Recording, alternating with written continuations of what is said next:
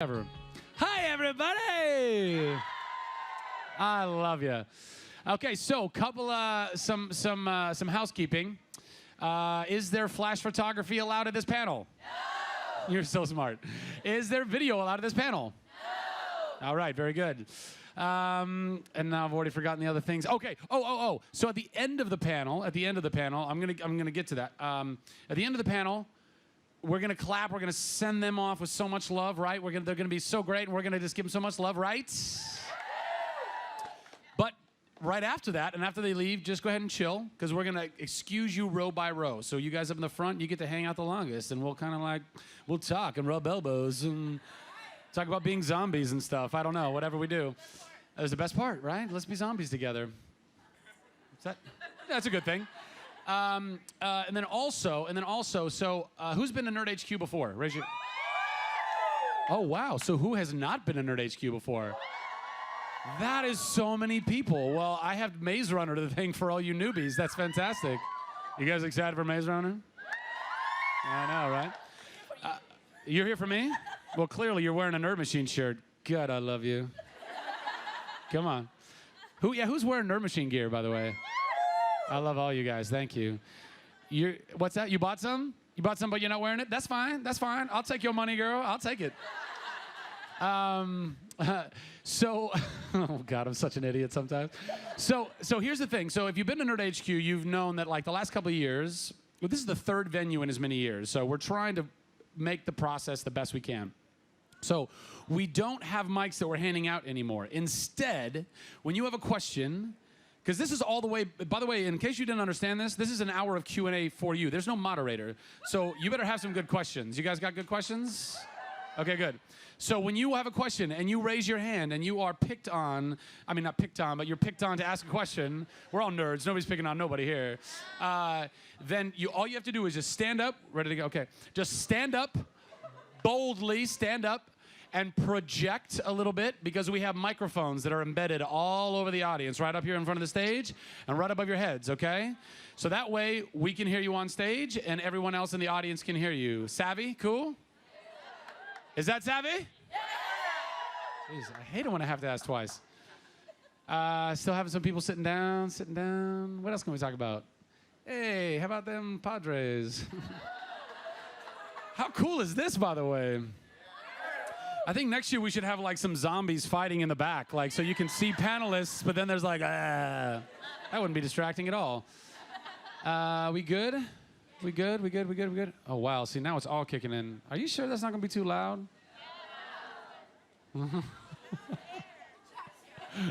It's so hot. I'm melting. All right, well, you know what? Forget it. I'm going to start this puppy. Who's ready? See, one time out. I love it. Ladies and gentlemen, oh, wait, actually, wait. One second.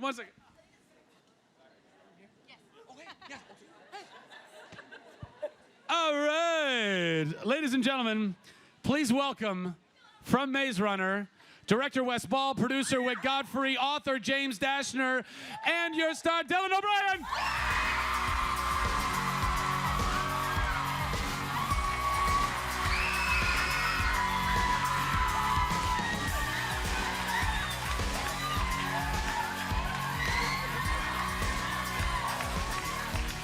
Gentlemen, the audience is yours. Yes. He is real. I'm a real human being. I have legs. I can walk. I can breathe. It's weird. Isn't he a handsome man? You're talking about me, right? I was talking about Wick. How are y'all doing? Thanks for coming. How many of you guys are Maze Runner fans?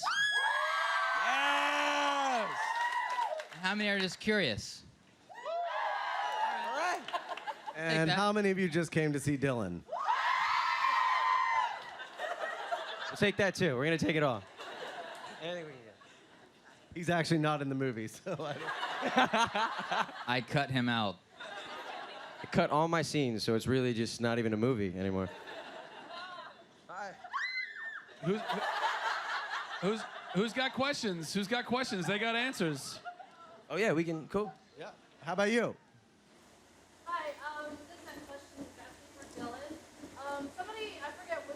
member said that you were like one of the major pranksters in them throughout the filming. And I was just wondering if you had any stories about any of pranks that you did. I don't know. I don't know. Wick is kind of the prankster. Wick is the prankster. It depends on whether they're talking about on set or back at the hotel where most of your shenanigans took place with your cast members. We had some. We had this hotel that we kind of like, ran. Like it became our place, and we had airsoft wars there at like 4 a.m, and so they hate us. And Never And that- invited back. And the hair and makeup people hate them because they come in with all these marks all over their face where they've been shot. In the But it worked though, because it worked as like cuts from the movie. So then they would just like paint, they just kind of even highlight them. They like make them worse. I totally didn't even answer your question. I'm so sorry. Great Nothing start. specific. Wait for the blooper reel. We should. I made sure to squeeze some in there. Yeah. Dance moves? It's funny that you say that, because I gyrated towards the camera a lot. You I and was Blake. on set. I can testify to that. I have so much footage of Dylan and Blake dancing. It's crazy. So we have a couple of people dressed up like gladers here. That's awesome. Nice. Awesome. You have a question? Hi, I love you guys. I was just wondering, like, which of the actors is most like the character? Like that Most like their character? Yeah. Most like their character? We should ask James since he wrote the freaking character. Yeah, that's a good. Well, I got to visit the set twice, and since I wrote the book, I can tell you, and I will be. Anyone who follows me on Twitter knows I won't shut up about it, but I have just been beyond ecstatic about these actors and the director and his vision. He has perfectly caught the tone and spirit of the book. And, well, since Dylan's here, I'll say that by far the guy who caught his character the best was Dylan O'Brien. Just don't tell Ki Hung Lee or anybody else I said that. Oh, Ki Hung. By is the way, so good, everyone, though. say hi to Kaya, Amel, Alex. I think who else is watching? Will. Will's They're all probably watching? A lot of these guys are watching right now on the live stream. No Say hi way. to everybody. Hey, guys. Hey! Where do we say hi to? Camera, right there. Hey, Seriously, babies. Best cast ever. Hey, and everybody say hi to the Dashner Army. Yeah. Yeah. That's pretty weak, but good job.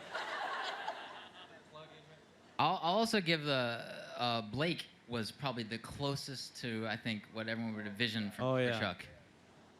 In fact, Yeah, I I actually almost- would call him Chuck. I wouldn't call him Blake on set. I'm just, Chuck, come here. And he knew. I almost cried when I met Chuck, this cute little 12-year-old that, well, no spoilers. That's right. I don't want to give any spoilers away. Of course, these are all fans, so. Yeah. God, having to sell his death scene was the hardest part of the movie. I mean,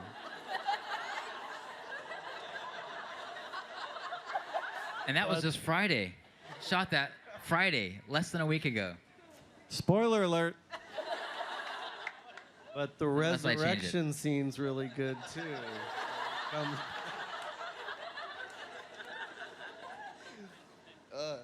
should we do more questions? Who's next? Yeah, hit me. This is so cute.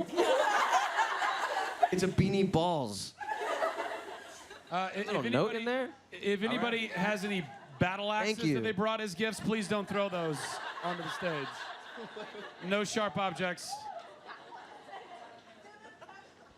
I like that this is a Mets guy wiping his ass with a Padres guy. That's terrible. Who did this? We're here. No one brought me a beanie ball. I'm hurt. Other questions about anything? Or beanie balls. What do you got? What was it like working with writers and then producers and actors to try to get your vision across? You asking me? Well, this has been truly amazing, the best experience of my life, besides, you know, wife, kids, all that kind of stuff. Almost. Hey, they're watching. Hi, kids. Anyway, it's so cool for me on two fronts because I am a huge movie buff and I love movies. So just seeing this birth of a movie from scratch has been amazing. And then, of course, it's based on my book, which just makes it that much cooler. But I've been really thankful that Wes and Wick and everybody have kept me involved from the beginning, asked my feedback and stuff, even though they didn't really need to. They could have made this about a girl and her pet octopus or something, but instead they have stayed really true to the book, and it's just been an incredible, surreal, amazing experience.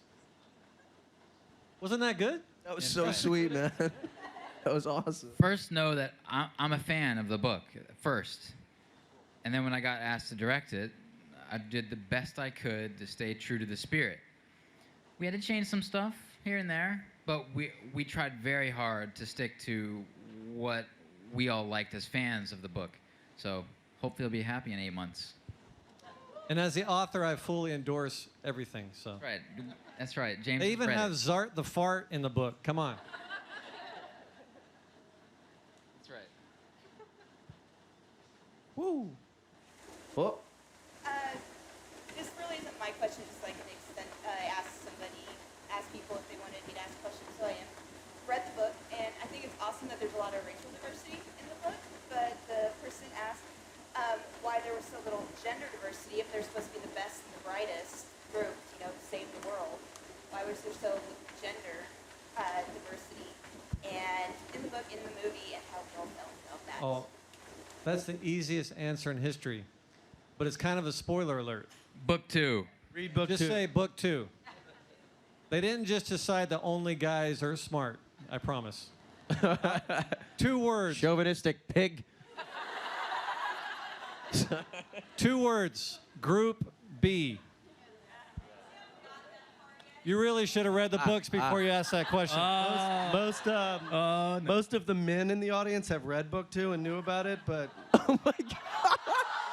I'm kidding. You have to know his humor. His humor, sometimes it can be so offensive to people who don't know. But he is joking. It is all in great taste. Or not I mean, horrible taste. But, like, it's okay, though.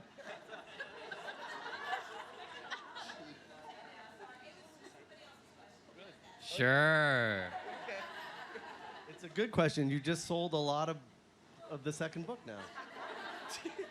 Spoiler. Hi. Pretty cool. And I have a question. Are you going to bring book 2 into the movie? Or is it going to stop where Maze Runner ended? That's a Wick question. When I read the first book, one of the things that I thought was really cool about the book was that you kind of get a taste of the second book. You get the first, I think, 2 or 3 chapters of the second book. And so we basically end the movie exactly where the first book ends, but there's like a shadow probably after the credits that takes you into the second book in the same way that the book that I read took me into the second book. Yeah, we definitely tee it up for the next one. We'll see in 8 months if there's going to be a next one. It's all Everyone up to has you. to come to see the movie. And it's all on you guys. You got to help us promote this thing. It's actually on you, Wes, so you have to make it good. So. Okay. Hey guys, James, this is the question for you. Is there a particular scene that you're looking forward to seeing on the big screen the most after the book? Okay, yeah, she asked if there's a scene I'm looking forward to the most. Yes. And I'll tell you what it is. All right, I'll tell you what it is. I told Wick this a long time ago, and his immediate response was, "You're going to love this in the movie." The scene where Thomas and everyone else sees Minho and Albie trying to escape the maze and get back to the glade before the door is shut. And Thomas, our Dylan right here, does something really insane and stupid and runs into the maze when he's not supposed to. And everything that happens in the next 10 minutes or so in the film is going to be spectacular. You guys are going to love it. Grievers. We'll act them out. That's you. Oh.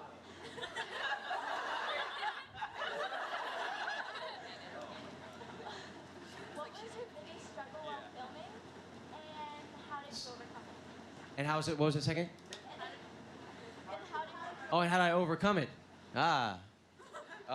My biggest struggle was staying alive. And I beat Dylan up pretty good on this movie. Yes, he did. Him and the Grievers and the ground. And the way I overcame it was a lot of drugs. That's not true. It was just some of the most exhausting 2 months of my life, and I don't know how I got through it. I will loved say it. it was that's what it is. The passion for the craft. You've got it. From a schedule standpoint, I will say it was one of the most grueling schedules I've ever been involved in. And Dylan worked every day, beginning of the day to the end of the day, 14 hours, 15 hours, and it's a very physical role. And we had a little ongoing thing where he would do something very physical, he would hurt himself, and initially in the beginning of the movie, somebody or I would always go, get the medic, call the medic. And the 18 medic- people. the Medic. Take two. Go again. And Dylan has this pride thing, so because he's an actor, and he would immediately be like, I don't need the medic. Just get her out of here. I don't need her. I'm fine. And so, after about 2 weeks of calling the medic because I was more worried about whether our actor was going to be able to work tomorrow, I was just stop. I'm not calling the medic anymore. If he has, and so finally, we got into this rhythm where we'd sit there and Dylan would be like, oh man, I'm tired. I'm like, you want me to call the medic? You want me to call the medic? So I thank God he never really, really, really got hurt because nobody would have called the medic and he would have bled to death. Yeah, just died immediately. Yeah, it was very tiring, but it was so much fun and the coolest thing I've ever gotten to do. So, yeah, that's how I got through The it. other funny thing that he used to do is someone would walk up to him and they'd be like, oh my gosh, this has been a really hard day for you. And he'd be like, oh, does this person know that every day is a hard day for me? Wow, they're really like Storm back. running you today. I'm like, it's 8 weeks into the movie. That's all I do in the The movie. movie's called Maze Runner, so. Not Maze Walker. Yes, there's a whole plethora right there. I don't know how to. Ask away. Go, anyone, just go for it. Yes. Well, first of all, I have two girls, my friends right here, who have signs for you, Dylan. Oh. Hold them up. Yeah, let's see them. Oh, it's blank. Oh, there it is. Wow. So like touching my. I signed that. Put us in the Shucky movie. Nice. And then my question is for you, Dylan. What's it like from going to making YouTube channels as a kid to, well, Teen Wolf and then, to this? Yeah, it's a trip. I don't know. I think about it a lot.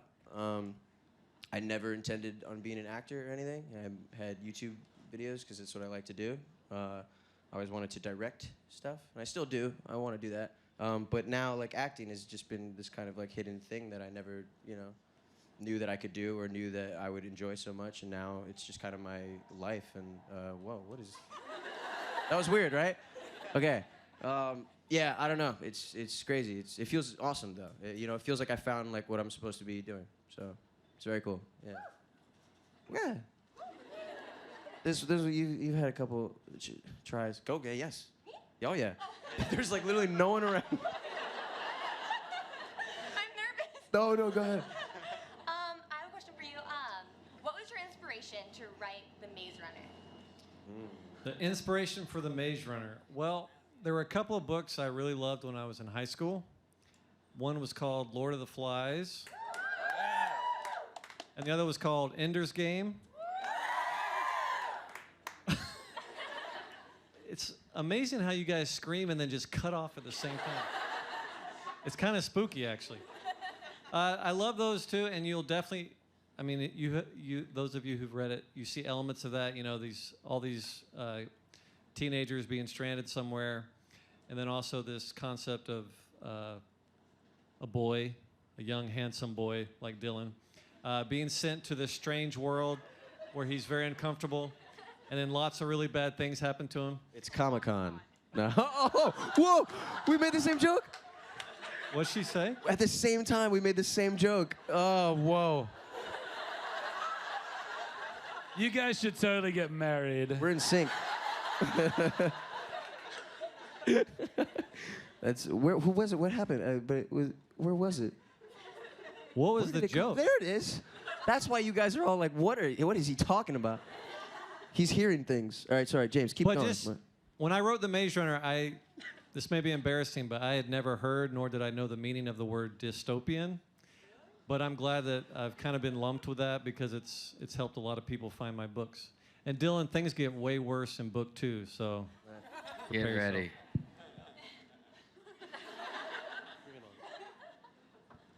So you said there were changes, but you wanted to stay true to the spirit of the book. How true are you staying to the vernacular? Talking about Shuckface and all that, right? Yep. I definitely have it in the movie. But we also have some other big words, too. So we do a little bit of both. You know, a lot of times what works in a book doesn't necessarily translate to the big screen and the audio and the visual and all that. So I think it's just enough of a taste that all the gladers and fans will be happy. But I think if it went too overboard, it would start to grate on you when you see it right in your face like that. So I think Wes is really brilliant with the balance of what he did with the glader language. And me and Kaya will not be communicating with our minds in the movie. I know. It'd be really cheesy They for tried. Dylan's face to be there and Yeah. voice in the background. Yeah, we were talking about like what that'd be like to shoot that of us just looking at each other. You know, some things did not translate. Yes, hit it. Dylan, what was the most fun scene to film out of all of them? I really like. Man, I don't know. Tough one. Yeah, there's so many. I really had like a lot of favorites. Anything in the maze was awesome. Running on wall tops, being on the wire was cool. My favorite scene, I don't know, the wrestling when I wrestled Galley. That was really fun for me, just because it was just really fun to wrestle in sand. But also just I don't know, it's like, you know, so much of this movie is something that I would. What is going on with that? Or two. Oh, it's okay. Sorry. Well, I didn't. Anyway, I'm directing the attention back over here. Don't worry. You're good. So many scenes in this movie, like so much of this movie is like something that I would have just loved as a kid, you know. And I know that if I'm, you know, channel surfing like as a kid, I would have always stopped at this scene too. Like if I'd seen these kids like wrestling too, and the whole story along with it too, like, you know, with the bully, like, you know, putting him down at first, and then the kid like making headway and surviving, and, you know, he knocks him down. I don't know, it's awesome. It's stuff I live for, so I guess that. I'm like the worst panelist. We had some very fun scenes in this movie. Yeah. I have a question for all of you. What was your favorite book from the series to read or to write? For me, it was The Maze Runner, just because it was first. I actually spent years on it, so it just feels like more of a true creation. So it'll probably always be my favorite. I think me too. I think The Maze Runner, because the idea that I fell in love with was just this idea that you come up in this box, you don't have any of your memories, and the whole story is about like, who am I? Why was I put here? Who put me here? And what the hell is outside those walls? I think that's... I ask all those questions in the first scene. Yeah. And I told them to read the script. But just that kind of central mystery driving a story is so powerful. And then once you finish that, and then you get into kind of the deeper mysteries, you kind of already know now then what Wicked is. But that first initial mystery I thought was so compelling. Yeah, Maze Runner for me, because I'm obsessed with it. That's all I'm thinking about right now is Maze Runner. So that's the one right now.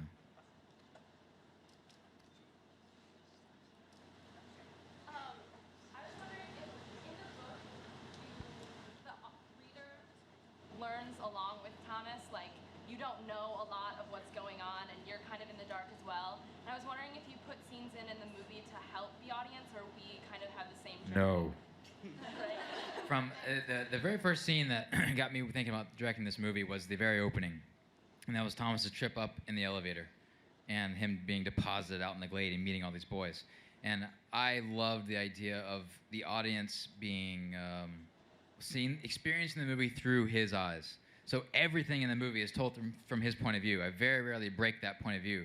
So if he doesn't see it, we don't see it. So we're very much on the kind of journey with Thomas in this movie. So and I think it's going to be stronger because of it. So, which was extremely, very much intended in the book.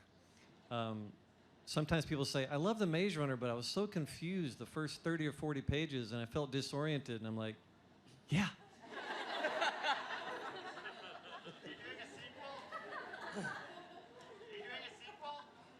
A sequel? What about it? Are you doing one? A sequel to the... Like a movie sequel. Oh, Yes, absolutely. it's called The Scorched Trial.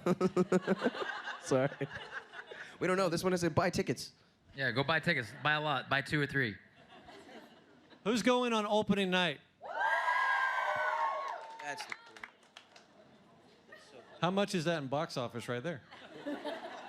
We'll probably give out free tickets. And We just might make it. nothing. Go ahead. Yeah. Dylan, I'm sure you're going to be awesome as Thomas, and I'm really looking forward to it. But if you could play any other literary character, do you have anybody you would love to play? What is literary? Thanks.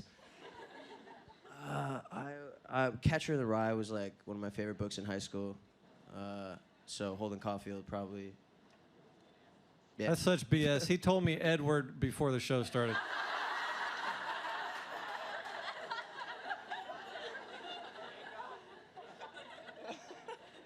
Go ahead.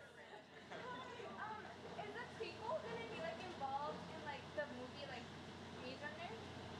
What's that? Like is the prequel? Oh, the prequel. Is it going to be involved in like the first movie, like as a backstory? No. Not really. I could say from Not in any having... significant way. But not that we didn't use. We read all the books, and any changes that we made were influenced by what we learned throughout the entire mythology. So, if it's in there, it's just because it's in our brains already. Go ahead. Yeah, sure. I don't know, like what do it? Just jump up. People should just jump up. Yeah, that's what it should be. Oh, from now don't tell him that. Let's do that. School. Sorry, I'm kind of sick, but Oh. actually, like, I was at the ER yesterday, and I lied to them, and I told them my dog died so I could come here today. What? For those of you who didn't hear, she lied and said her dog died so they'd give her a ticket today. That is the sweetest thing that anyone's ever said to us. Okay, so I actually haven't read The Maze Runner because I'm a woman and we don't know how to read, but, Nice. but I like the trope of, like, teenagers killing each other because it's really fun, but I was wondering, what sets The Maze Runner apart from, like, you know, The Hunger Games or even, like, Battle Royale or, like, any other... Battle Royale. Battle Royale is awesome. Because it's not kids killing each other, it's kids like It's about surviving. It's about family. Yeah. That's a giant Yeah. difference. It's different. What's that?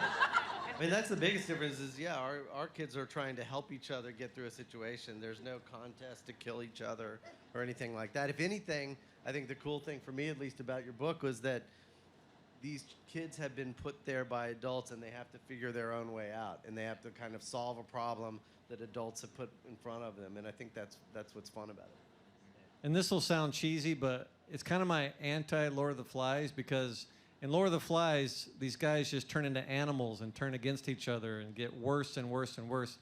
And I don't think humans are like that. So in The Maze Runner, they actually get more ordered and more lawful and more determined, and they start working harder and harder.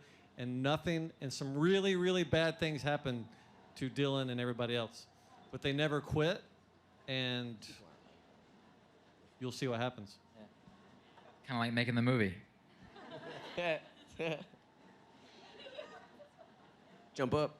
Oh. Yes. All right. It's gonna get exciting now. It's like a new game that we discovered. Fire them off. So on screen. Okay. No, I'm nervous. Oh, you're okay. Oh, you're up Making right it now? worse by doing that. Nice. This is for Dylan. I know you're in a very popular show on MTV, Teen Wolf, and you actually played the friend of the lead. And in this movie, you play the lead. How do you feel doing something different? I mean, changing your whole. Yeah.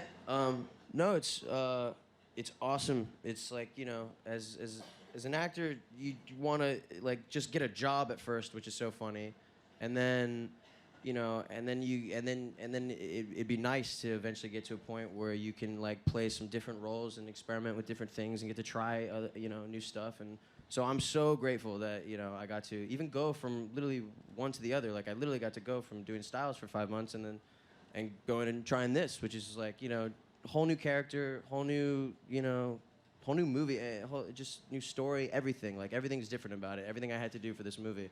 So it's, yeah, there's no way to answer it other than just it's awesome. It's, you know, I hope I can do it more. It's you know, it's what I love. So, yeah. You.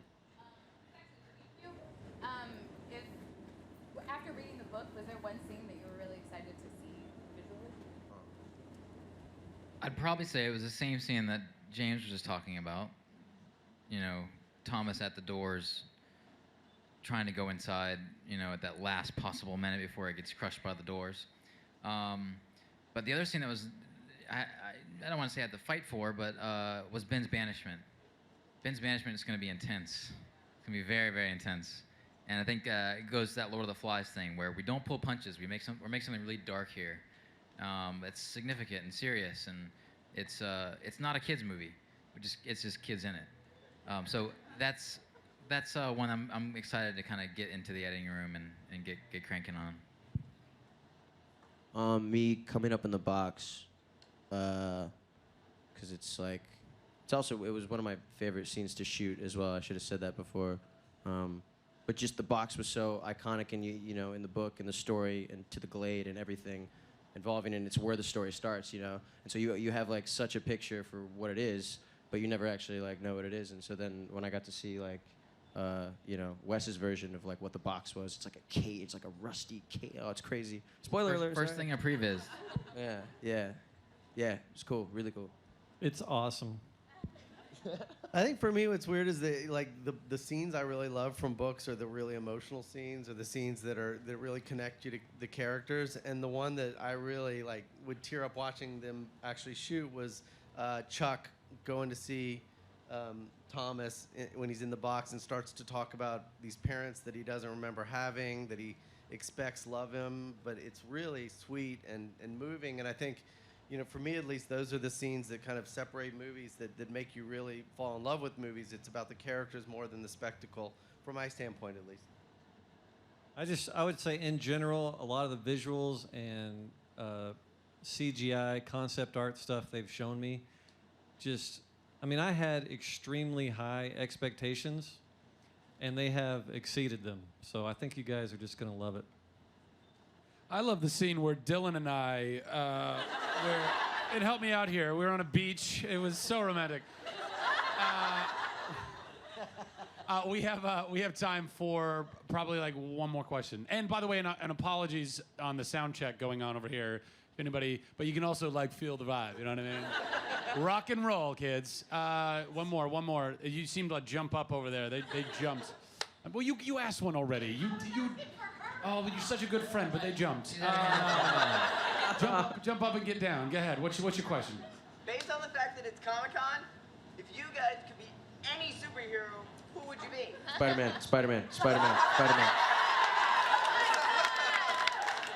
Yeah, I'm sorry about that. Didn't happen for you. They're in Hall H right now.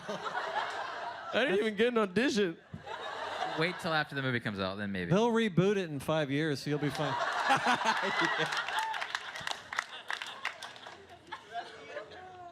I'd be Superman, because he can do anything. He can even throw a shield off of his chest and like trap people in it, which makes no sense. You guys are all too young to have seen the original one. Never mind. I liked Aquaman. I was a big swimmer. Aquaman. I like swimming around underwater. I know I was lame. I was a lame superhero. I'm gonna be kind of lame, but I always thought I don't even know if he is a superhero, but the Rocketeer. Yeah. I think that needs to be remade anyway. That'd be sweet. But he's not a superhero. He's just a regular guy who does his thing, and but that's kind of the obvious choice. I was gonna go there. Plus, everyone says Batman's so awesome because he doesn't actually have powers. But seriously, if you were choosing and could be any of them, why would you choose to be the guy who has no powers? I'd be Superman. Maybe we got time for that one more right there. Yes, for the great friend over there. So yeah, thanks, Del. So James, what advice would you give to somebody who's interested in writing for a living? And then Dylan, if you could talk a little bit about comedy writing, because I know you've done that in the past as well. You say comedy writing? Yeah. Okay, gotcha. I would say practice a lot. Just the very act of writing every day makes you better. And also really look up and attend writers' conferences. They are awesome because you learn your craft, you get to know other people, you make connections. Any success I've had, I can trace back to writers' conferences. So. I forgot what mine was. Comedy writing, right? But did it have anything specific to do with that? Was you just asking about it? Advice. Well, the most important thing is what James said, and it's the hardest thing to do as a writer, to actually be a writer, writing every day. I still cannot cross that plateau. I mean, it's just because it can be the most infuriating and frustrating and just degrading, miserable. Sorry, this is horrible. Not that bad. Thing. Not that bad, I promise. I mean, it's crazy though, and with comedy specifically. I mean, I don't know. You just, you write what inspires you, write what you think is funny, and maybe you wake up the next morning and it's not funny at all, and maybe no one will think it's funny. But I don't know. Just that's not what it's about anyway. It's about just getting what's in your head on paper and stuff and It takes toying with it. 10 failures before your first success. So it's hard work 10,000. for this guy. Yes. Ladies and gentlemen, please let's give it up for Dylan West with James. Thanks, guys. Sweet.